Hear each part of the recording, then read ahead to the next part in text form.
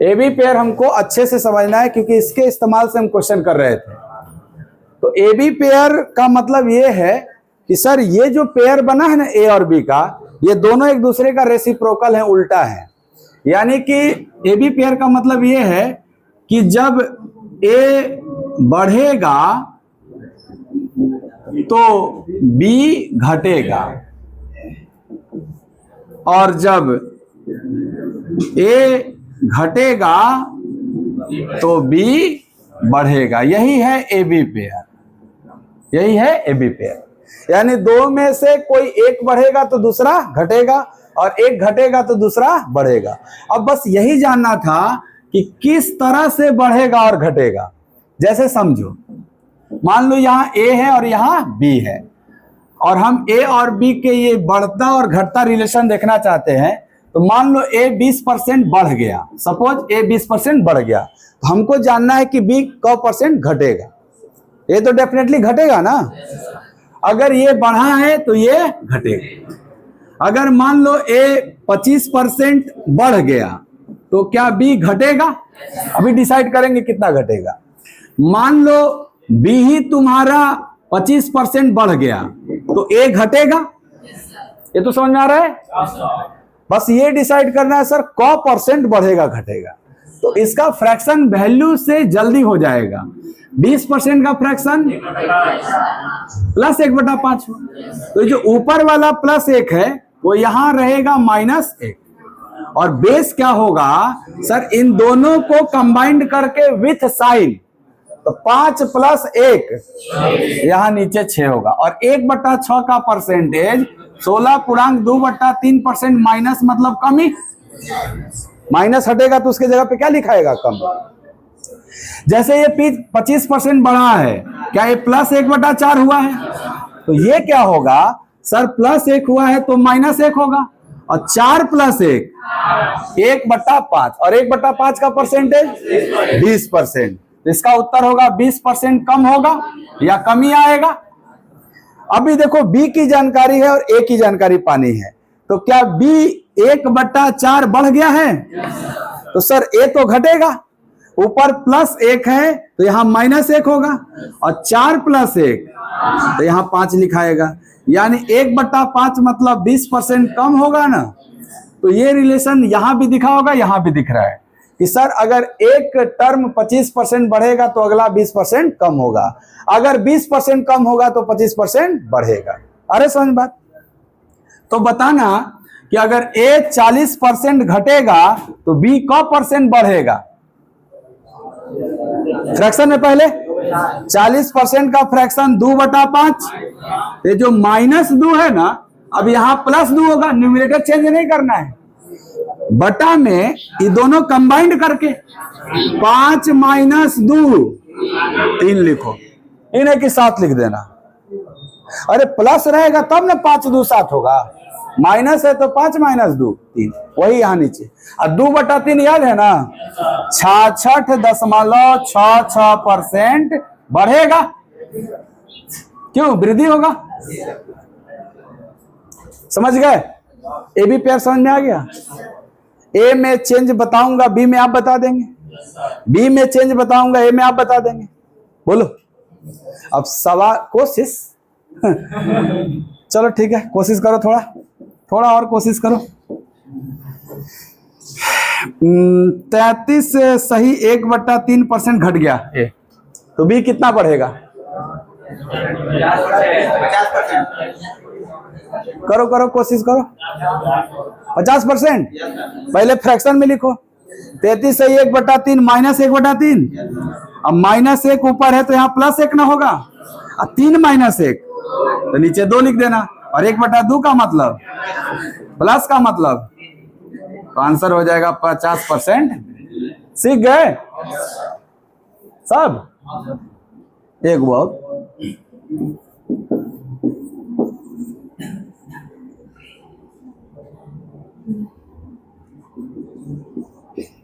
बताओ ये कितना कम होगा? ए 60% बढ़ेगा तो बी कौ % घटेगा? क्या बात है, शानदार। 60% का फ्रैक्शन, तो ये तो 3/5 बढ़ गया ना। तो ये +3 ऊपर है तो ऊपर यहाँ -3 होगा, लेकिन नीचे तो दोनों कंबाइन करके लिखना है। 5 3 3/8 को 37.5 कहते हैं, तो आंसर होगा 37.5% कमी। माइनस है तो कमी, प्लस है तो वृद्धि। सीख गए भी पेयर? बोलोगे तभी सीख गए। सवाल कराते हैं, क्या आया था एग्जाम में, इसी पे सवाल आता है। मूल्य में 25% की कमी हुई तो खपत में कितने % की वृद्धि कर दी जाए ताकि खर्च अपरिवर्तित रहे। इस प्रश्न में जो 3 शब्द दिखाई दे रहे हैं आपको, मूल्य, खपत और खर्च, क्या इनके बीच में रिलेशन कल पढ़ लिया था आपने? सर मूल्य गुणे खपत बराबर ही ना खर्च हुआ था जी। मूल्य गुणे खपत बराबर खर्च। इसको हम शॉर्ट में P × C बराबर एक्सपेंडिचर E लिखे थे। और हमने आपको कल बताया था 3 पॉइंट कि यदि इन दोनों का प्रोडक्ट E कांस्टेंट हो जाए तो सर ये जो P और C आपस में रिलेशन होगा इनमें, क्या वो AB पेयर का रिलेशन होगा?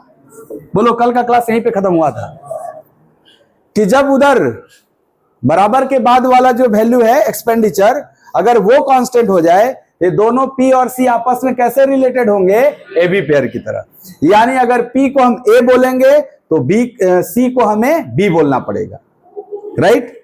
AB पेयर तो अभी बताया आपको, एक बढ़ता है तो दूसरा घटता है, एक घटता है तो दूसरा बढ़ता है। तो बताओ P कम हो रहा है ना, क्या -1/4 हो रहा है? तो प्राइस का पेयर कंजप्शन ही ना है। देखो दोनों ने एक साथ है, जैसे A गुणे AB को क्या लिखते हैं? A गुणे B। AB पेयर कब काम करेगा? जब A गुणे B बराबर कांस्टेंट हो जाए। ये जो एक्सपेंडिचर आया था, तभी ये AB आपस में क्या है? कुछ अलग नहीं है, AB पेयर ही है। तो बताइए, ये A के जगह है तो ये B के जगह होगा, और A घट गया 1/4 तो B बढ़ न जाएगा हो, -1 हुआ है तो +1, और 4 - 1 1/3 का परसेंटेज, यानी खपत में कितने % की कमी होगी कि वृद्धि? सर ये प्लस आया है तो वृद्धि होगा ना। हालांकि ये बात तो प्रश्न में ही लिख दिया गया है कौ % वृद्धि होगा, तो आपको आंसर करना है 33.33% होगा। समझ में आ गया एप्लीकेशन AB पेयर का? आइए एक दूसरा एप्लीकेशन इसका दिखाते हैं दूसरे सवाल में।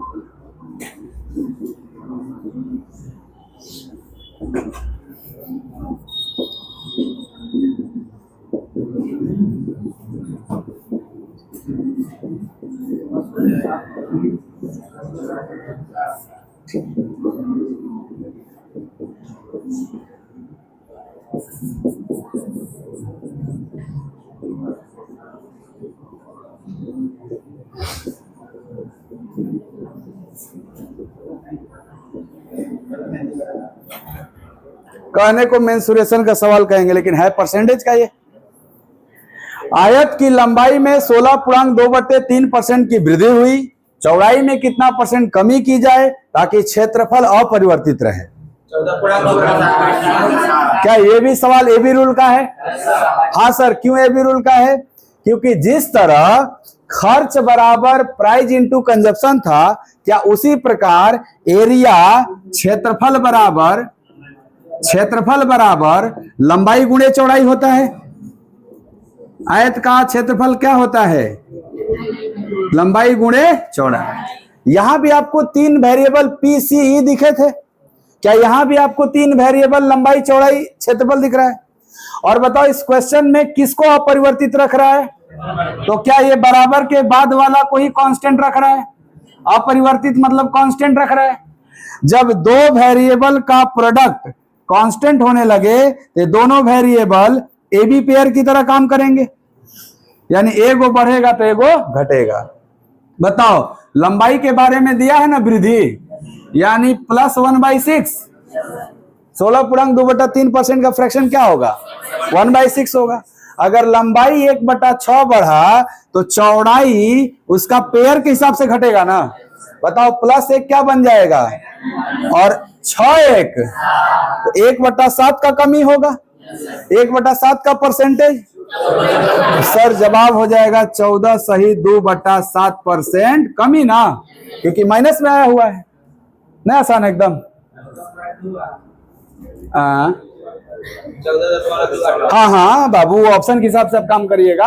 अगर दशमलव में दिया है तो 14.28, अब मिक्स फ्रैक्शन में दिया है तो 14 सही 2/7%। कहने का मतलब ये सब सवाल कर लेंगे कि नहीं आप? हो जाएगा ना। अब खाली कॉन्स्टेंसी पहचानना है, क्या कांस्टेंट है। बहुत अच्छा आया। कह रहे बेलन का त्रिज्या यानी रेडियस, सिलेंडर का रेडियस 11 सही 1/9% कम हो जाता है, तो बताइए उसके हाइट में कितना % वृद्धि कर दें ताकि उसका पृष्ठ क्षेत्रफल यानी कर्व सरफेस एरिया समान रहे। समान रहे मतलब अपरिवर्तित हो, मतलब ना बदले। एक बात बताओ, सिलेंडर का कर्व सरफेस एरिया 2πRh होता है। सिलेंडर का कर्व सरफेस एरिया वक्र पृष्ठ क्षेत्रफल क्या होता है? 2πRh। इसमें ये जो 2 और पाई है, क्या ये ऑलरेडी कांस्टेंट वैल्यू है? ये कभी बदलता है क्या? अरे हम छोटका सिलेंडर ले या बड़का सिलेंडर ले, उसमें 2 पाई तो आएगा ही ना। सिर्फ और सिर्फ उसका क्या चेंज होता है? रेडियस और हाइट। तो ये जो कर्व सरफेस एरिया था ये पूरा कांस्टेंट है। इस सबको क्या बोला था? कांस्टेंट ना। ये वक्र पृष्ठ क्षेत्रफल का फॉर्मूला है और ये वक्र पृष्ठ क्षेत्रफल को समान रखना है। समान रखना है मतलब क्या करना है? कांस्टेंट रखना है। तो बताओ ये पूरी वैल्यू कांस्टेंट है और उसमें से ये भी वैल्यू कांस्टेंट है।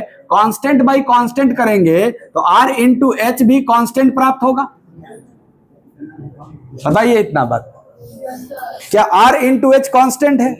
अगर R इंटू एच कांस्टेंट है तो आपको दो वेरिएबल का प्रोडक्ट अगर कांस्टेंट होता है, ये दोनों वेरिएबल AB पेयर की तरह होते हैं। ये दोनों वेरिएबल किसकी तरह होते हैं? AB पेयर की तरह। यानी रेडियस बढ़ेगा तो हाइट घटेगा, अगर हाइट बढ़ेगा तो रेडियस घटेगा। राइट। रेडियस में क्या हुआ है? कमी। सर R जो है ना वो 11 सही 1/9% कम हुआ है। क्या इसका फ्रैक्शन वैल्यू 1/9 होता है? ये कम हुआ है। कम मतलब माइनस में है। तो हाइट जो होगा इसका पेयर -1 का +1 और 9 - 1 यानी हाइट 1/8 बढ़ जाएगा। 1/8 का परसेंटेज 12.5%। प्लस में है तो वृद्धि। तो क्या हाइट बढ़ेगा 12.5%? इस प्रश्न का आंसर था 12.5% बढ़ जाएगा। पूरा कॉन्सेप्ट समझ में आया? बोलिए।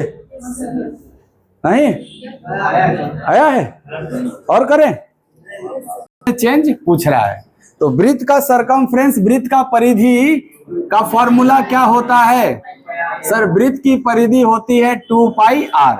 यानी कि सर वृत्त के परिधि के फॉर्मूला में ये 2π तो एक कांस्टेंट वैल्यू है, ये कभी बदलेगा हो? तो केवल और केवल एक ही वेरिएबल r रह गया।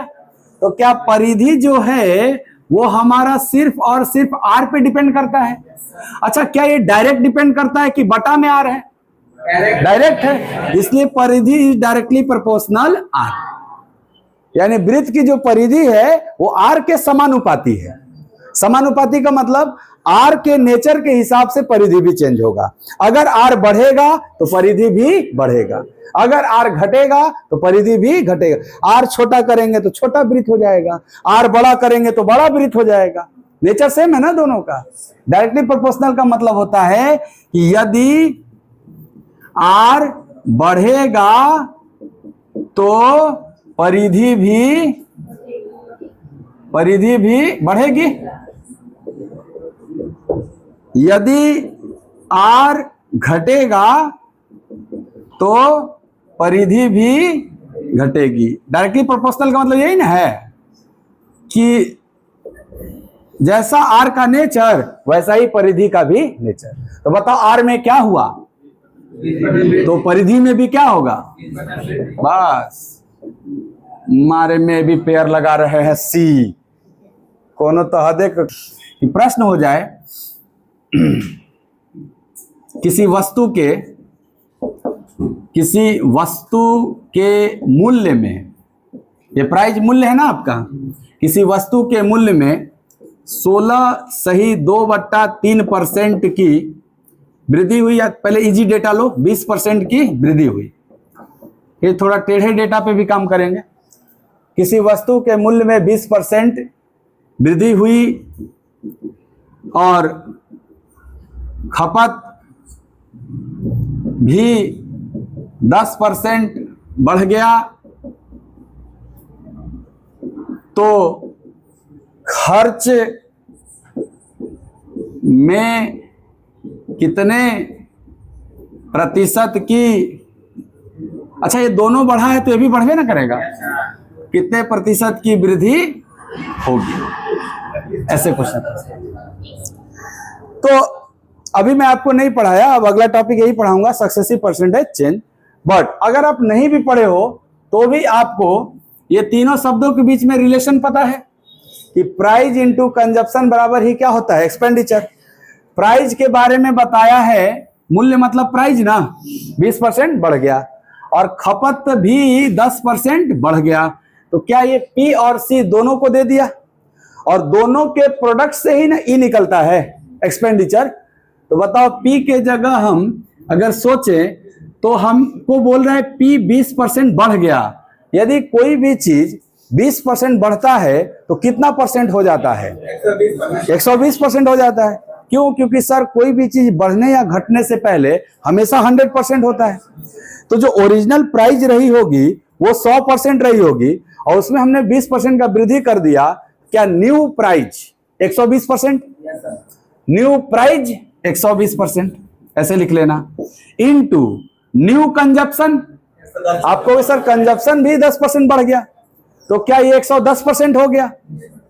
न्यू कंजप्शन, अगर न्यू प्राइस में न्यू कंजप्शन का गुणा होगा तो न्यू एक्सपेंडिचर। अगर हमको न्यू एक्सपेंडिचर मिल जाए तो क्या हम बता देंगे कितना परसेंट बढ़ गया। क्यों? क्योंकि सर ओरिजिनल एक्सपेंडिचर तो 100%, original price, original consumption, original expenditure, original में कोई भी चीज हमेशा 100% होता है। तो अगर मैं न्यू एक्सपेंडिचर पा लूं कि कितना होगा, तो क्या हम ये भी मिल ही जाएगा कि सर वो बढ़ा कितना होगा। इसको हम लोग शॉर्ट में ही से लिख रहे हैं। बताइए 12 गुणे 11 132। अच्छा 1% से 2 जीरो कट जाएगा, तो क्या 1% रह जाएगा। तो सर न्यू एक्सपेंडिचर कितना आ गया, 132। एक बात बताओ, ओरिजिनली एक्सपेंडिचर कितना होता है और ये न्यू कितना आ गया, क्या ये बढ़ गया, कितना परसेंट। इसीलिए आंसर होगा कि मेरा 32% बढ़ेगा। एक्सपेंडिचर कितना परसेंट बढ़ेगा, विदाउट सक्सेसिव परसेंटेज चेंज निकाल सकते हो। और तो फॉर्मूला होवे करता है x + y + xy / 100, उसकी आवश्यकता नहीं है क्या। उत्तर तो 32 वैसे भी ना आया था, 20 + 10 + 20 × 10/100, उस पर भी चर्चा करेंगे हम, परंतु बिना उसके भी आंसर कर सकते हैं इस एक फॉर्मूला की मदद से।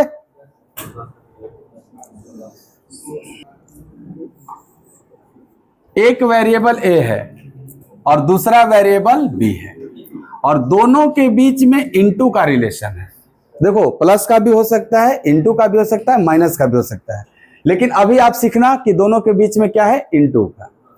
अगर a और b दो अलग अलग वेरिएबल हैं या दोनों सेम वेरिएबल भी हैं, परंतु दोनों के बीच में क्या है, इनटू, और a में भी परसेंटेज चेंज दिया हुआ है, कुछ a के बारे में भी बताया है कि कौ % बढ़ गया या घट गया दिया हुआ है, और b के बारे में भी बता दिया है कि परसेंटेज चेंज कितना, यानी दोनों का परसेंटेज चेंज दे दिया। जैसे लंबाई में भी दे दिया, चौड़ाई में भी दे दिया, और लंबाई और चौड़ाई आपस में इनटू में रिलेशन रखते हैं ना आयत के लिए। आ रहा समझ बात। तो मान लो a का भी प्रतिशत चेंज दे दिया, b में भी प्रतिशत चेंज दे दिया, और हमें निकालना है कि टोटल परसेंटेज चेंज क्या होगा। क्या निकालना है, टोटल परसेंटेज चेंज कितना होगा। जैसे a भी कुछ बढ़ा बदला, b भी कुछ बदला, तो क्या दोनों मिलके भी कुछ बदल ही जाएंगे। जैसे अभी जो सवाल देखा था कि सर प्राइस भी बढ़ा था 20%, कंजप्शन भी बढ़ा था 10%, तो दोनों का जो प्रोडक्ट था वो एक्सपेंडिचर हुआ था, तो क्या एक्सपेंडिचर भी 32% बढ़ गया था? वही मैं कहना चाह रहा हूं कि अगर ए में भी परसेंट चेंज है, बी में भी परसेंट चेंज है, तो इन दोनों का जो प्रोडक्ट बनेगा, ये प्रोडक्ट कुछ भी ना हो सकता है। इन ए गुणे बी को क्या कहेंगे? ए और बी का प्रोडक्ट। ए गुणे बी को क्या कहेंगे? ए और बी का प्रोडक्ट। तो ए और बी का जो प्रोडक्ट होगा, तो वो प्रोडक्ट में जानना चाह रहा है कि प्रोडक्ट में कितना चेंज आया। जैसे P गुणे C, यानी P और C का प्रोडक्ट E था, तो E में जानना चाहता कब परसेंट चेंज है, तो आंसर अपने 32 कहा था अभी जस्ट। वही मैं समझा रहा हूं कि A भी चेंज हुआ, B भी चेंज हुआ, इसके प्रोडक्ट में टोटल कितना परसेंट का चेंज होगा। अगर ऐसा सवाल है तो आप इनको सक्सेसिव परसेंटेज चेंज से करेंगे, सक्सेसिव परसेंटेज चेंज से करेंगे। और सर ये सक्सेसिव परसेंटेज चेंज क्या होता है? अब ये एक मुद्दा हो गई। सक्सेसिव परसेंटेज चेंज ये होता है कि जैसे मान लो ए में x% चेंज हुआ और बी में y% चेंज हुआ, तो इनका जो प्रोडक्ट बना ना ए बी, उसमें सक्सेसिव परसेंटेज चेंज होगा x plus y plus x into y by 100% का चेंज होगा। जैसे x के जगह पिछले क्वेश्चन में 20 था और y के जगह 10 था, तो 20 प्लस 10 30। अब 20 गुणे 10 200, अब बटा में 100 2 और 30 से 2, ऐसे भी आंसर आ जाएगा। परंतु ये फॉर्मूला भी इजियर डेटा के लिए ठीक रहेगा। जैसे 20 10 बोल दिए, तब ना बोल देते 16 सही 2 बटा 3, 17 सही 14 सही 2 बटा 7, तो क्या वो भी हमें जोड़ने गुणा करने में टाइम लग जाता। इसलिए सक्सेसिव परसेंटेज चेंज का तो एक ये फॉर्मूला हो गया। एक तरीका होता है रेशियो मेथड, एक तरीका होता है रेशियो मेथड। अब ये रेशियो मेथड कैसे हम करेंगे, ध्यान से सुनना। बताओ, पिछले क्वेश्चन में x के जगह 20% था इंक्रीज, वृद्धि था ना, y के जगह 10% इंक्रीज था। तो जब हम रेशियो मेथड करेंगे, इसका मतलब रेशियो बना फ्रैक्शन से, तो हम फ्रैक्शन में कन्वर्ट करके करेंगे। 20% का फ्रैक्शन प्लस 1/5 लिखना, चिन्ह के साथ लिखना, क्योंकि वृद्धि और कमी का ना सवाल रहता है। कमी रहेगा तो माइनस में लिखेंगे। 10% को 1/10 लिखेंगे। तो सर रेशियो मेथड इस पे कैसे अप्लाई होगा? यानी ये फ्रैक्शन कहना चाह रहा है कि x प्राइस के लिए आया था ना, ये कहना चाह रहा है पहले प्राइस 5 था, जो बेस होता है वो ओरिजिनल वैल्यू होता है। पहले प्राइस 5 था और अब 1 बढ़ गया, तो बताओ क्या प्राइस 5 से 6 हो गया? तो रेशियो मेथड में प्राइस को लिखना 5 से 6। ओके, कंजप्शन को y माने हम, पहले कंजप्शन 10 था, अब 1 बढ़ गया, क्या कंजप्शन 10 से 11 हो गया? हो गया ना जी। ये रेशियो किसका है? प्राइस का। ये रेशियो किसका है? कंजप्शन का। क्या मैं प्राइस इंटू कंजप्शन करता हूं तब ना एक्सपेंडिचर आता है, इसलिए इंटू करना। 5 गुणे 10, यानी पहले एक्सपेंडिचर कितना था? ये भाई ओरिजिनल वाली वैल्यू है ना, इनका प्रोडक्ट ओरिजिनल एक्सपेंडिचर बताएगा ना। ये नया प्राइस, ये नया कंजप्शन, इसको गुणा करेंगे तो न्यू एक्सपेंडिचर। क्या न्यू एक्सपेंडिचर 66, यानी सर मुझे एक्सपेंडिचर का भी रेशियो मिल गया। कितना? 50 से 66। परसेंटेज में ना देखना है कब परसेंट बढ़ा। बताओ 50 से 66 कितना बढ़ा? कितना पर? 16/50। ये तो अभी फ्रैक्शन हुआ, और इसमें 100 का गुणा करेंगे तब ना परसेंट होगा, गुणे 100। क्या ये 32% आ जाएगा? तो ऐसे निकालना किस डेटा के लिए? जो सर मिक्स फ्रैक्शन फॉर्म में देगा। जैसे 16 सही 2/3 दे दिया, तो उसका फ्रैक्शन बदल सकते हैं ना 1/6 से, तो ऐसे बदलना। सीख गया सक्सेसिव परसेंटेज चेंज। क्या मन में क्यूरियोसिटी आया कि ये फॉर्मूला कैसे बना? आया होगा तो बताएंगे, नहीं तो याद कर लो, क्या ही करना। कौन वाला हो?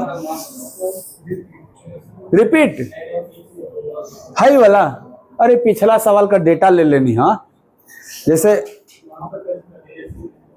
हाँ 20% का फ्रैक्शन यानी 5 पर 1 बढ़ेगा तो 5 से क्या हो जाएगा, वही लिख लेना। 1/10 वृद्धि है तो 10 से 11, वो 10 से 11 लिख लेना। नीचे वाली वैल्यू ओरिजिनल होगी और जुड़ने या घटने के बाद नई वैल्यू हो जाएगी। तो ओरिजिनल और नया के बीच में पता करना है कौ % बढ़ा या घटा, कर लेना। क्लियर। पहले X% वृद्धि हुई, दूसरे वर्ष Y% की वृद्धि हुई, तो 2 वर्ष बाद शहर की जनसंख्या में कितने % वृद्धि हुई। क्या ये भी सक्सेसिव है? सक्सेसिव मतलब लगातार होता है। सक्सेसिव का हिंदी क्या होता है? लगातार या क्रमागत। क्रमागत भी वर्ड यूज किया जाएगा या फिर लगातार। एक बात बताओ, हाँ क्रमिक भी बोल सकते हैं, क्रमिक, क्रमागत, लगातार, ये सब सक्सेसिव का मतलब है। एक बात बताओ, शहर की जनसंख्या कुछ है, 1 साल में X% बढ़ गया, तो बढ़ने के बाद कोई नई जनसंख्या बन गई, और जो दूसरा साल Y% बढ़ेगा वो इस बढ़ी हुई जनसंख्या का ना Y% बढ़ेगा। तो इस प्रकार के वृद्धि को, कि बढ़े हुए जनसंख्या पे पुनः वृद्धि या बढ़ी हुई वैल्यू पे पुनः वृद्धि ही सक्सेसिव वृद्धि कहलाता है, लगातार वृद्धि कहलाता है। और फॉर्मूला तो अभी आपने देख भी लिया था कि 2 सक्सेसिव % चेंज का रिजल्टेंट x + y + xy/100 होता है, इसलिए इस प्रश्न का भी उत्तर है x + y + xy/100। प्रश्न है कि ये दिखना चाहिए हमको, दिखाते हैं हम आपको। सपोज एक शहर की जनसंख्या 100 यूनिट थी, मान लेते हैं कि शहर की जनसंख्या कितनी थी, 100 यूनिट। अच्छा, क्यों 100 यूनिट ही मानते हैं? सर परसेंटेज में देखने के लिए 100 एक बढ़िया वैल्यू होता है, क्योंकि 100 पे जो वैल्यू आता है वो परसेंटेज ही कहलाता है। इसलिए हम मान रहे हैं कि शहर की जनसंख्या कितनी थी, पहला साल X% बढ़ाइए। एक बात बताओ, अगर 100 को X% बढ़ाया जाएगा तो कितना बढ़ेगा? सावधान, प्रश्न अच्छे से सुनो। 100 को X% बढ़ाएंगे तो कितना बढ़ेगा? X बढ़ेगा। रट के बैठा है 100 + X। मैं पूछ क्या रहा हूं, ये भी तो सुन लो। 100 को X% बढ़ाएंगे तो कितना बढ़ेगा? तो सर 100 का X% जितना होगा उतना बढ़ेगा। 100 का X% कितना होगा? X होगा, इसीलिए X बढ़ेगा। X जब बढ़ेगा तो बढ़ने के बाद ना 100 + X हो जाएगा। बुझा रहा है कि 100 में अगर X% वृद्धि करना है तो हम यूं ही नहीं वृद्धि कर सकते। 100 का हम X% निकालेंगे तो क्या ये 100 गुणे X/100 करके केवल X आएगा? यानी 100 का X% बढ़ना अर्थात केवल X बढ़ना। और जब ये X बढ़ेगा तो क्या नई पॉपुलेशन 1 साल के बाद 100 + X कहलाएगी? 1 वर्ष के बाद कोई पूछेगा एक वर्ष के बाद कितनी हो गई, तो 100 + X। 1 वर्ष में कितनी बढ़ी, तो X। क्लियर। अब जब दूसरा साल Y% वृद्धि होगा तो इस जनसंख्या पे ना वृद्धि होगा। चलिए Y% हम बढ़ाते हैं, तो इसमें 100 + X का Y% कितना होगा, वो ना बढ़ेगा।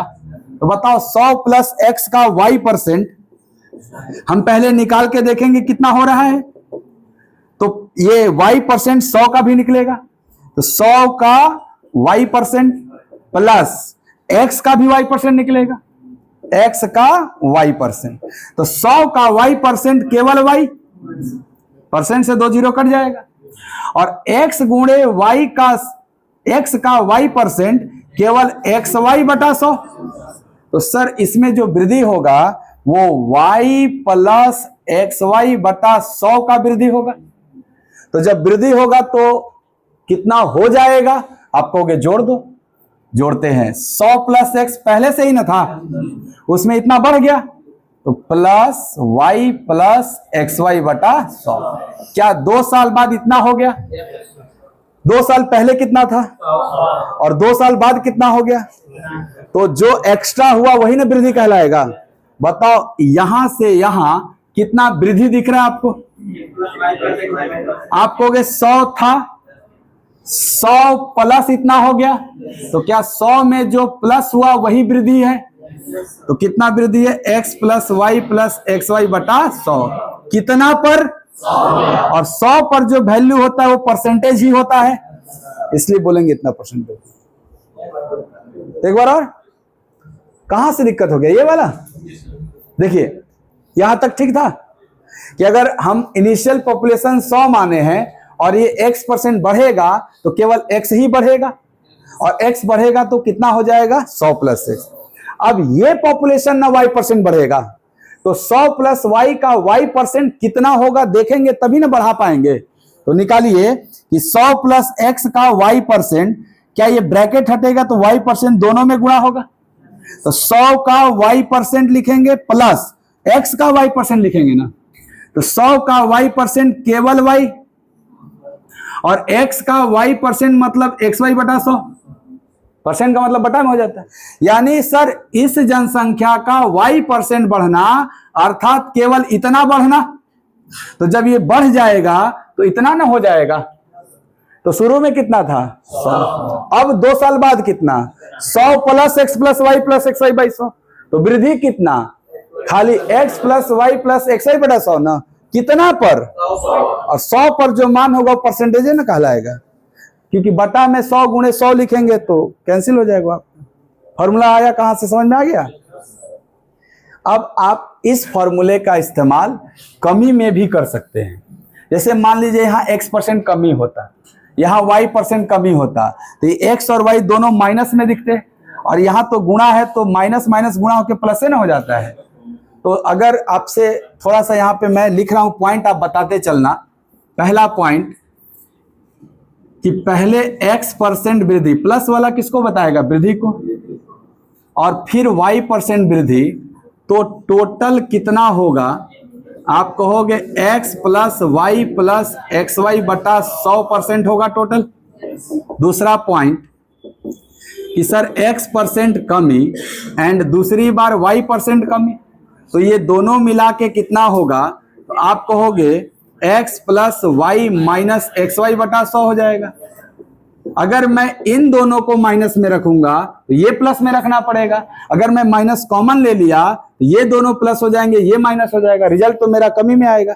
यहां साथ ही साथ लिखना पड़ेगा कमी, क्योंकि मैंने कॉमन ले लिया माइनस को। अगर मैं माइनस कॉमन नहीं लेता तो रिजल्ट माइनस में आता, फिर बाद में कमी लिखते आप। यहां क्या लिखना पड़ेगा आपको, क्योंकि ये रिजल्ट प्लस में आएगा। तीसरा केस क्या होगा ध्यान से समझना। सर हो सकता है एगो बढ़े एगो घटे, हो सकता है दोनों बढ़े, हो सकता है दोनों घटे, या हो सकता है एक बढ़े एक घटे। अगर मान लो x बढ़ा और y घट गया, तो तुम कहोगे ये फॉर्मूला में x को प्लस यूज करना है और y को माइनस, तो क्या इसका नेट जो रिजल्टेंट होगा वो बनेगा x - y - xy/100। अगर निगेटिव में आया तो कमी बोलेंगे, अब पॉजिटिव में आया तो वृद्धि बोलेंगे, क्योंकि हम जान नहीं ना रहे कौन बड़ा है कौन छोटा है। अगर x बड़ा हुआ तो प्लस में आएगा तो आप वृद्धि कहोगे, और y कहीं बड़ा हो गया तो माइनस में आएगा, कमी कहोगे आप। क्या ये तीनों केस याद रहेगा। लेकिन ये फॉर्मूला कब अप्लाई करना है, जब डेटा इजियर रहेगा, 20%, 10%, 15% रहेगा तब। अगर फ्रैक्शन में रहेगा, मिक्स फॉर्म में रहेगा तो रेशियो मेथड, तो रेशियो मेथड। क्लियर। इस क्वेश्चन में है कि एक त्रिभुज का आधार में चेंज हुआ है, हाइट में भी चेंज हुआ है, और एरिया में चेंज पूछ रहा है। तो बताओ त्रिभुज का एरिया, ट्रायंगल का एरिया होता क्या है। सर ट्रायंगल का एरिया डेल बराबर होता है 1/2 बेस इंटू हाइट। बेस को ही हिंदी में आधार और हाइट को ऊंचाई कहते हैं, यही ना होता है जी। एक बात बताओ, ये ट्रायंगल का एरिया है ना डेल्टा, या लिख लो एरिया बराबर इतना होता है ना ट्रायंगल का। तो एरिया के बारे में पूछा है और इन दोनों में परसेंटेज चेंज दिया हुआ है, और ये 1/2 के चक्कर में मत पड़ो, ये तो कांस्टेंट वैल्यू है। ये 1/2 कभी बदलता है फॉर्मूला में। अरे छोटका त्रिभुज का क्षेत्रफल निकाला तब वो 1/2 रहता है, बड़का त्रिभुज का क्षेत्रफल निकालो तब वो 1/2 तो रहबे ना करता है। तो इस कांस्टेंट वैल्यू को आपको देखना नहीं, केवल वेरिएबल्स को देखना है। यानी एरिया एक वेरिएबल है, दूसरा वेरिएबल बेस है, और तीसरा वेरिएबल हाइट है। बस इन्हीं तीनों से ना हमारा आपस में रिलेशन है कि बेस इंटू हाइट बराबर एरिया। हालांकि फॉर्मूला ये नहीं होता है बेस इंटू हाइट बराबर एरिया, फॉर्मूला तो 1/2 बेस इंटू हाइट होता है, बट 1/2 कांस्टेंट होता है, और कांस्टेंट वैल्यू का परसेंटेज चेंज में कोई रोल नहीं। क्या हम लोग 2 पाई उड़ा दे रहे थे। क्यों? क्योंकि वो कांस्टेंट वैल्यू था। उसी तरह 1/2 भी तो कांस्टेंट है, उसको छोड़ दो आप। अब बताओ, बेस में परसेंटेज चेंज दिया हुआ है, हाँ सर 25% वृद्धि एक्स के जगह। हाइट में परसेंटेज चेंज दिया है, हाँ सर 12.5% कमी, यानी ये वाई के जगह। तो एक्स के जगह प्लस और वाई के जगह माइनस। क्या इस फॉर्मूले पे आसानी से आंसर आ जाएगा 3 नंबर पे? तो दो तरीका, या तो इस प्रश्न को फॉर्मूला नंबर 3 पे हल कर लीजिए या फिर रेशियो मेथड लगा लीजिए, दोनों से समान उत्तर आएगा। हम दोनों से करके दिखाते हैं। पहले फॉर्मूला पे आप कहोगे सर फॉर्मूला कहता है x minus y minus x y बटा 100, तो x के जगह y के जगह -25 गुणे 12.5 बटा 100 ना सर। 25 में से 12.5 गया 12.5। सर अगर आप 25 गुणे 125 करें तो 100 से भाग लगेगा, 2 अंक पहले डेसिमल शिफ्ट कर जाएगा। या आप काट भी सकते हैं, काटने के बाद पूरा पूरी नहीं कट रहा है तो भाग तो देना ही ना पड़ेगा। इसलिए जब भी नीचे 100 10 0 0 रहे काटा मत करो, सीधे गुणा करो। 25 पचे 25 दूनी 50 12, अब 25 6, एक अंक पहले था 100 की वजह से 2 अंक पहले यहां बैठेगा हो। अब बीच में माइनस है तो माइनस ना, यानी 12.5 में इतना घटाना है, तो 12 में 3 गया। और सर इसके पीछे 0 0 छिपा रहता है ना, तो 500 में 125 गया, तो 9.375% प्लस में आ गया, प्लस में आ गया यानी वृद्धि। क्योंकि वो परिवर्तन पूछ रहा था, क % परिवर्तन होगा, तो परिवर्तन का कंप्लीट आंसर आपको वृद्धि कमी बताना होगा। तो आपका उत्तर होगा कि क्षेत्रफल में 9.375% का वृद्धि हो गया। आगे समझ में? सर इस प्रश्न को हम इस फॉर्मूला पे नहीं करना चाहते, क्योंकि हम दशमलव देखे थे, हमारा मन किया कि हम रेशियो पे कर लें। रेशियो पे भी करते हैं, कैसे सीखना। सर बेस में 25% वृद्धि हुआ, क्या ये +1/4 हुआ? सर हाइट में 12.5% कमी हुआ, क्या ये -1/8 हुआ? पहले तो ये लिखेंगे तभी जाएंगे आप रेशियो मेथड में। 4 पर 1 वृद्धि, क्या 4 से 5, ये किसका रेशियो है? सर बेस का रेशियो है। किसका रेशियो है?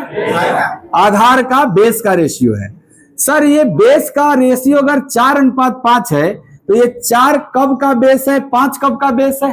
सर 4 ओरिजिनल बेस है और 5 न्यू बेस है ना। गुड। सर हाइट का परसेंटेज चेंज 12.5% है, तो हाइट का रेशियो 8 से -1 ना, 8 से 7, यानी ओरिजिनल हाइट 8 यूनिट और न्यू हाइट 7 यूनिट। क्या मैं बेस इंटू हाइट करूंगा तब एरिया बनेगा?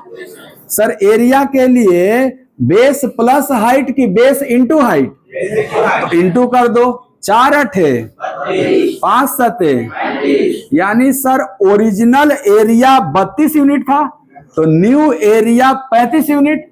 क्या एरिया बढ़ गया? कितना पर? अब प्रतिशत के लिए, यानी सर इसको हम सॉल्व करेंगे और आंसर आएगा 4 से 8, 4 से 25, सही माना?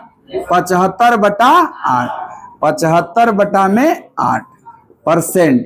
ये प्लस हो रहा था कि माइनस, इसीलिए आंसर वृद्धि होगा आपका।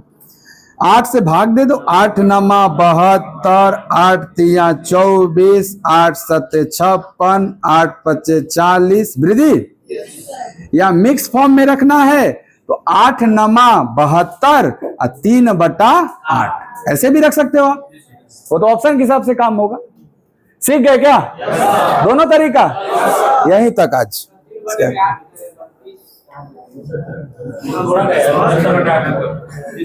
आइए पर्सनली मिलिए अब।